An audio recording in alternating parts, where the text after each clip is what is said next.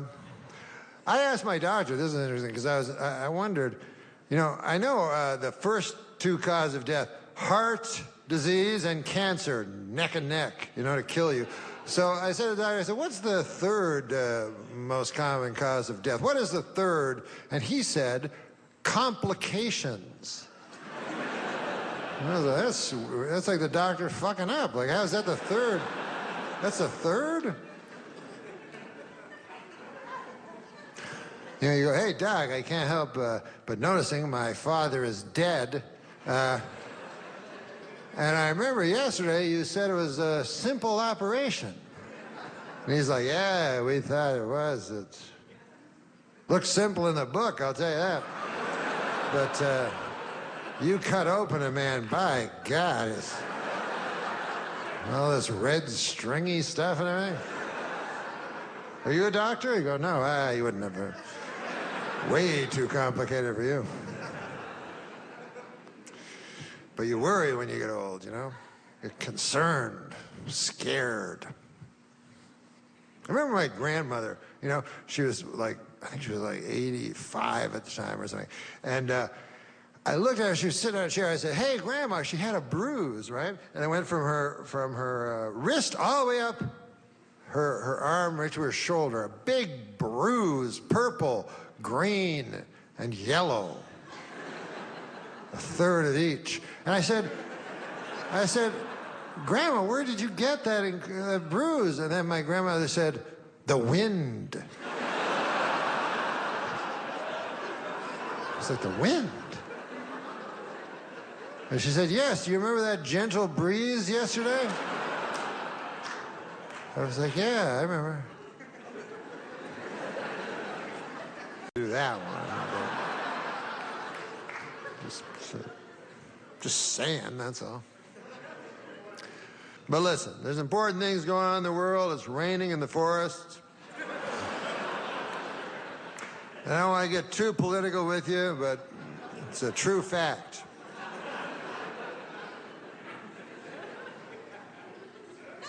Now, I don't, you know, I know science, and I would not be surprised at all if, like, 10 years from now, scientists went, God damn, it's good we burned down that motherfucking rainforest. Turned out that's where all the spiders and snakes lived and shit.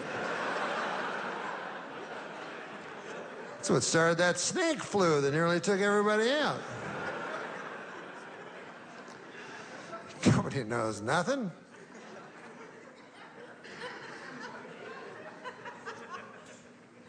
But, you know, you're supposed to crunch up cans, and I think it's a good thing. You know, you got the orange, and then the green, there's blue, and you crunch the cans, and you put that, and you should do that. I'm not doing it, but you guys should do it because it's important, you know? It's always supposed to be for the people from the future. That's how they try to trick you, you know? They always go, the children are the future, which is true, but they said that when I was a child. Then I grew up, I was like, here I am, and they're like, now it's the other kids. I go, you fucker. I had a feeling there was something here. I know a Ponzi scheme when I see one.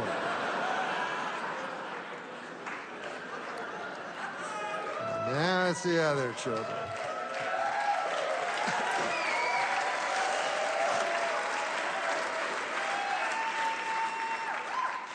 Listen, this has all been wonderful, but I will tell you this.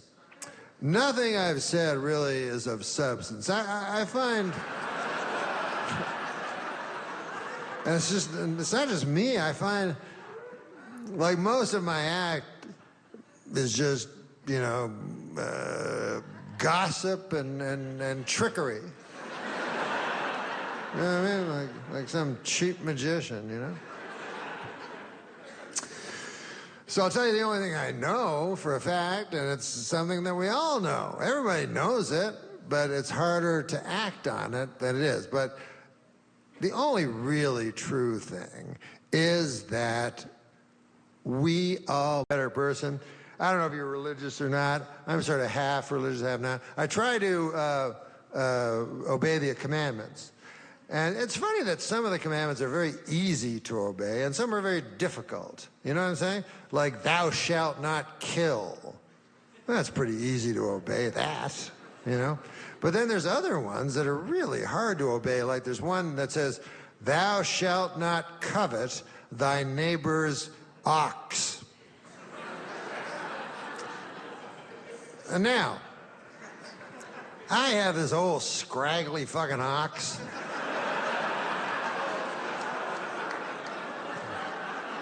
I bought him used. That was my first mistake.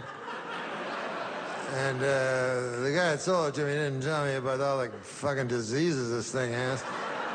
So he fucking wandered around. He can't pull anything. And he has a big thing around his neck like a bell. And that causes neck problems, so I have to take that off. And then I walk past my neighbor's house, and I look in his garage, and here stands the most beautiful,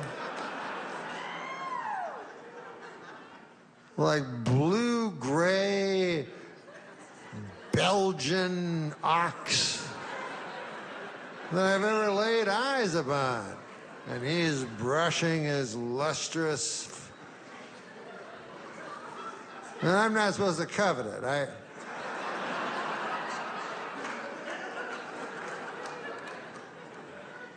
Thou shalt not bear false witness. That's a tough one. But it's good, you know, not to lie. But it's very, very hard, you know, not lying. Because you want people to like you, and you know what I mean? And want all kinds of reasons to lie. I thought of a way of not lying, and I'll share it with you if you like. You can tell the truth, word for word, absolutely true. But when you do it, you use a sarcastic accent. So I'll give you an example. Like your wife goes, hey, I noticed at dinner you were looking at my sister. You're not attracted to my sister, are you? And then you go, oh, yes. I forgot to tell you, I'm attracted to your sister. She's like, all right, Henry, never mind. You go, no, why? It's true. I want to fuck her. Hey, the only reason I married you is to fuck your sister, right? She's like, nah, I shouldn't have brought it up. No, why wouldn't you bring it up? I mean, you're the victim of this whole thing. I remember at the vows, I kept thinking, I am going to seduce every member of my wife's family. Regardless of gender, I'm gonna fuck all of them. Then afterwards, I'm gonna invite them over to the house and set it on fire, killing them all.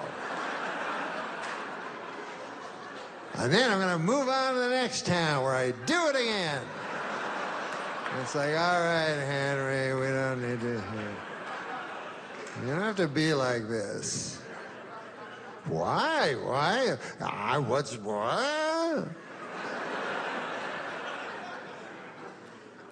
You're the good person in this scenario. I'm the guy that goes from town to town, fucking and murdering entire families, and leaving conflagrations of ashes that used to be human beings. I'm the most savage and prolific serial killer that ever was. And I've just never been found out yet, that's all. You know, just go to sleep. Yeah, I'll go to sleep. Or maybe I'll buy kerosene all night.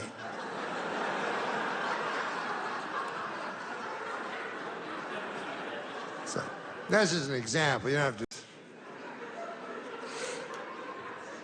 But I don't drink, so I'm no good at parties for that reason. And drugs, don't do them. Used to. When I was a boy, young, I'd do anything, you know? LSD. I was about the strongest drug I ever did. Acid. I don't know if you ever done acid, but I remember when I was young and they'd tell me, they go, you gotta be careful with that acid on account of you can do it, and then you have a flashback, like 10 years could pass, 20 years could pass, and then you get a flashback. So I thought, well, that sounds like a good deal, you know? And I went to my drug dealer, Frank. I said, Frank, is there a drug on the market where I pay you $5? I take the drug, I get high, and then 20 years later I get high again? And he said, yes. And I think of myself as somebody who is good at stretching his drug dollar. But the point of the whole thing is for me to tell you young folk that it's not true at all. You know, because I have not done LSD since I was a teenager. 10 years have passed, 20 years have passed. Sadly, 30 years have passed. And still, no flat. What a gyp that turned out to be.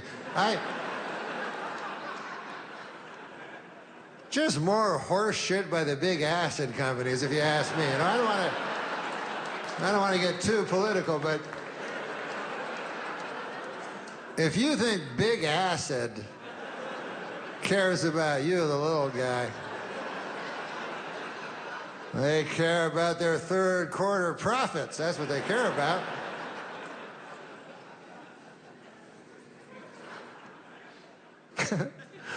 You know, my friend is a vegetarian, and